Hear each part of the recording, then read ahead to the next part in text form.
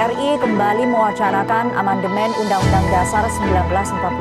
Hal ini merupakan rekomendasi dari MPR periode lalu. DPR RI dari fraksi Partai Golkar menggelar rapat tertutup membahas amandemen Undang-Undang Dasar 1945 dan garis-garis besar haluan negara atau GPHN. Dalam rapat ini, Partai Golkar sepakat dengan dihidupkannya kembali GPHN sebagai panduan arah pembangunan nasional.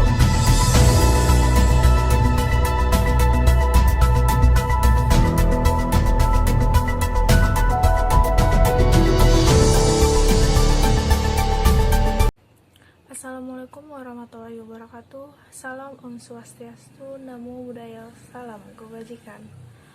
Lex Neminin Cigit Ade Impul Sibilia. Undang-undang tidak pernah memaksakan seseorang untuk melakukan sesuatu yang tidak mungkin.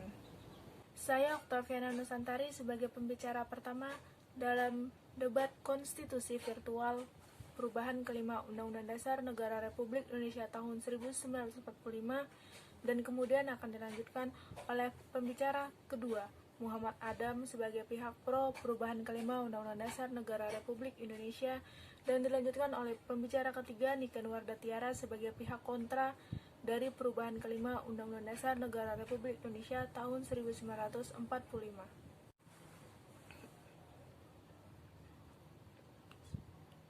Indonesia sebagai suatu bangsa memiliki hukum dasar yang disebut dengan Undang-Undang Dasar Negara Republik Indonesia tahun 1945 yang disusun oleh para pendiri negara.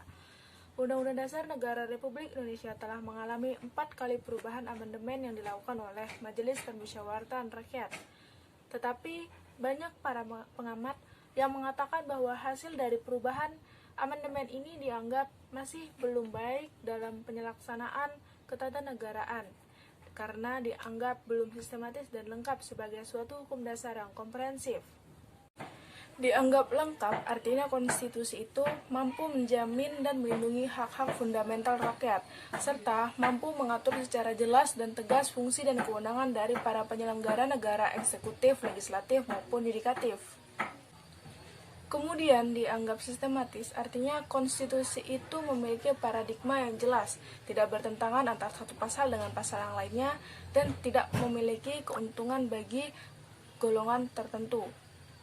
Lalu bagaimana tanggapan dari pihak pro dan kontra dari perubahan kelima Undang-Undang Dasar Negara Republik Indonesia tahun 1945? Mari kita simak bersama-sama. Ya, menurut saya amandemen ini diperlukan untuk memperbaiki dan mengubah isi Undang-Undang 1945 sesuai dengan pertumbuhan dan perkembangan zaman masyarakat Indonesia serta sebagai pedoman pembangunan di masa depan. Seperti yang telah dikatakan oleh Ketua MPR, perubahan Undang-Undang Dasar 1945 yang disebut-sebut sebagai revolusi ketatanegaraan turut dihadapkan kepada perkembangan nilai-nilai masyarakat yang tumbuh dan berkembang, sehingga perlu menjadi pertimbangan untuk melakukan sebuah penyelesaian. Poin amandemen kelima ini adalah pengaktifan kembali GBHN. Indonesia sebagai negara yang besar perlu yang adanya haluan agar pemerintah tidak punya program tersendiri dalam keberlangsungan pembangunan bangsa, serta tetap menjaga keharmonisan keberlangsungan pembangunan antar periode pemerintahan yang satu dengan yang lainnya, yang kemudian dapat dijabarkan dalam rencana pembangunan jangka panjang atau RPJP. Amandemen kelima ini bukanlah sesuatu yang perlu kita takutkan. Itu dikarenakan kewenangan MPR tidak untuk diarahkan kepada pengembalian peran dan fungsi memilih presiden dan wakil presiden serta melakukan impeachment dengan atau tanpa pertimbangan Mahkamah Konstitusi. Sehingga hal yang demikian bukanlah sebuah kemunduran, akan tetapi untuk menguatkan kembali kekhasan bangsa Indonesia di mata internasional. GBHN yang telah ditetapkan oleh MPR merupakan terjemahan pertama dari muatan Undang-Undang Dasar yang berfungsi sebagai pedoman bagi seluruh penyelenggara negara, baik itu eksekutif, legislatif, maupun yudikatif, dalam melaksanakan wewenang yang diberikan oleh konstitusi, yakni Undang-Undang 1945. GBHN juga berfungsi sebagai batu uji bagi pembentuk undang-undang, yaitu DPR dan pemerintah. Artinya, Setiap pembentukan undang-undang oleh DPR dan pemerintah harus selalu merujuk pada GBHN yang telah ditetapkan oleh MPR. Substansi yang mengalami perubahan terbatas di negara Undang-Undang 1945 ini antara lain adalah 1. Penataan kewenangan MPR dengan memberikan kedudukan baru kepada MPR sebagai lembaga tertinggi dengan format baru. 2. Penataan kewenangan DPD yang memiliki arti strategis dalam kehidupan berbangsa dan bernegara. Yang dimaksud adalah sehingga keberadaan DPD benar-benar dapat dirasakan manfaatnya di tiap-tiap daerah. 3. Penataan kekuasaan kehakiman serta menetapkan pengujian perundang-undangan di Mahkamah Konstitusi serta meningkatkan kelembagaan Komisi Yudisial menjadi Dewan Yudisial. Yang dimaksud adalah dengan kewenangan mengawasi perilaku seluruh hakim, mulai dari hakim agung, hakim peradilan yang ada di bawahnya, serta hakim konstitusi. 4. Penataan sistem presidensial dengan mengkaji ulang antara lain keharusan bagi presiden untuk mendapatkan persetujuan atau pertimbangan dari DPRD dalam hal pengangkatan jabatan-jabatan tertentu. Menegaskan perlunya pembentukan undang-undang tentang lembaga kepresidenan, mengkaji ulang keikutsertaan pemerintah dalam pembentukan undang-undang dan lain sebagainya. 5. Melakukan penataan perundang-undangan dengan pedoman pada Pancasila sebagai sumber dari segala sumber hukum bernegara. Sekian, terima kasih. Fit justisia ruat khairun. Keadilan harus ditegakkan meskipun langit akan runtuh. Assalamualaikum warahmatullahi wabarakatuh. Saya Niken Wardatiara selaku pembicara ketiga akan menjelaskan pemahaman melalui perspektif kontra di mana saya menolak mosi pada hari ini. Sebagai kontra, saya tidak setuju adanya amandemen Undang-Undang Dasar 1945 ini. Jika amandemen dilakukan hanya untuk menyesuaikan perkembangan zaman, itu adalah ketidaksesuaian, karena perubahan itu untuk membuat lebih baik lagi dari kekurangan yang pernah ada. Jelas ya, untuk menyempurnakan undang-undang dasar yang ada agar sesuai dengan kebutuhan, bukan agar sesuai dengan perkembangan zaman. Perkembangan zaman tidak selalu bisa menjadi dasar melakukan amandemen. Amandemen bisa dan boleh saja dilakukan, tetapi hendaknya tidak memunculkan anggapan bahwa batang tubuh Undang-Undang Dasar 1945 setiap saat bisa diamandemen. Adapun fokus amandemen yang kelima Undang-Undang Dasar Republik Indonesia tahun 1945 yang dimana amandemen ini ingin menghidupkan kembali garis-garis besar haluan negara atau GBHN. Wacana amandemen kelima ini seolah-olah membuka kotak Pandora yang berisi gambaran kecemasan alih-alih harapan. Amandemen Undang-Undang Dasar 1945 ini juga dikhawatirkan menjadi bola liar jika tidak dilakukan secara terbatas. Sekali lagi saya tidak setuju dengan adanya amandemen kelima ini. Dengan menghidupkan kembali GBHN, maka MPR akan menjadi lembaga tertinggi negara, di mana ini akan mematikan demokrasi di Indonesia, karena tidak menutup kemungkinan pembahasan akan meliputi hal lain di luar kewenangan MPR menetapkan GBHN.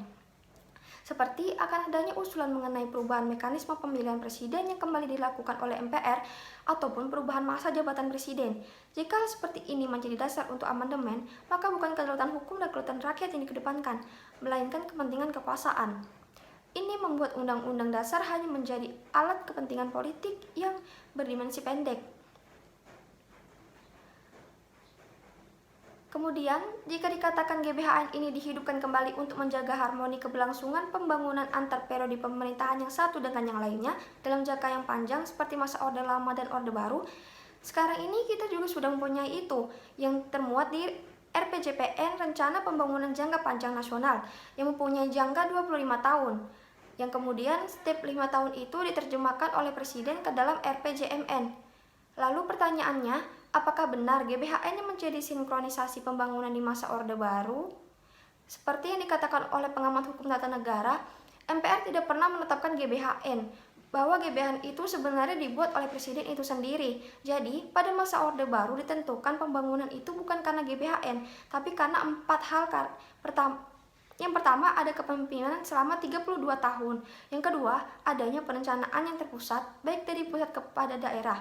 Yang ketiga, MPR tidak pernah menetapkan GBHN karena GBHN disusun sendiri oleh Presiden. Dan yang terakhir, MPR itu dikuasai oleh Presiden masa itu. Jadi perencanaan yang direncanakan pada saat itu tidak bisa diganggu oleh MPR.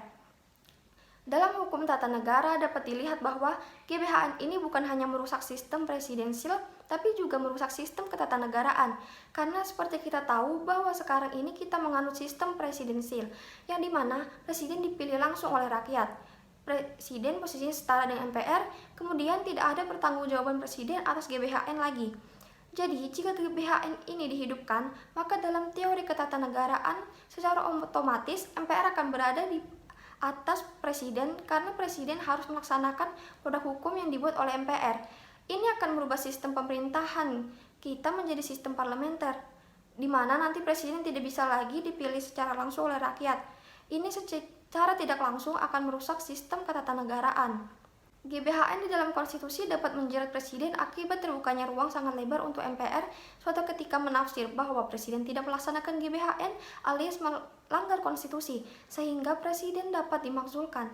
Jadi, janganlah mengira perubahan terbatas konstitusi tidak dapat berakibat jauh di masa depan. Sekian dari saya. Setelah menyimak dan mendengarkan pendapat-pendapat dari pihak pro dan kontra perubahan kelima amandemen Undang-Undang Dasar Negara Republik Indonesia tahun 1945, kita dapat menarik kesimpulan bahwa konstitusi bukan sesuatu yang bisa dipermainkan dan MPR bukan suatu alat legitimasi yang bisa melanggengkan kekuasaannya. Karena itu, amandemen kelima menjadi suatu keniscayaan politik. Namun, realistiskah jika menjadi agenda jangka pendek? Momentum yang tepat untuk amandemen kelima adalah jika tahap-tahap itu dapat terpenuhi dan disepakati secara luas. Jika tidak, kecenderungan timbul sulam konstitusi tidak bisa terhindari dan amandemen kelima tidak akan pernah menjadi solusi. Demikianlah yang bisa kami sampaikan dalam debat konstitusi virtual dengan mosi perubahan amandemen kelima Undang-Undang Dasar Negara Republik Indonesia tahun 1945.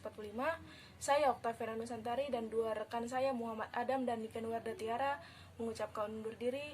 Terima kasih. Wassalamualaikum warahmatullahi wabarakatuh. Salam konstitusi.